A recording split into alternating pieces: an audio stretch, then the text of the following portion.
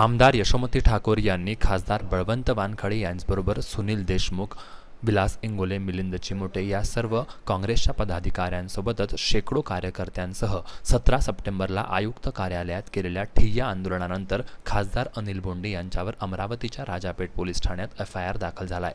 आपल्या आंदोलनादरम्यान आक्रमक पवित्रा घेत बोंडे यांच्या राहुल गांधीबद्दलच्या वक्तव्यावर आक्षेप घेत यशोमती ठाकूर आयुक्त कार्यालयात बराच वेळ आपल्या कार्यकर्त्यांसमोर ठाण मांडून बसल्या होत्या।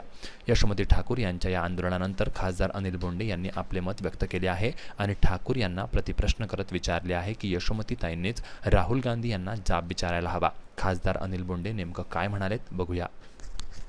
नाही त्यांनी राहुल गांधीला विचारायला पाहिजे यशोमती ठाकूरनी की तुमच्या मनातच कसं आलं की ओबीसीचं, SCचं, STचं आरक्षण कसं यशोमती ठाकूर राहुल गांधीचं समर्थन कसं करू शकते।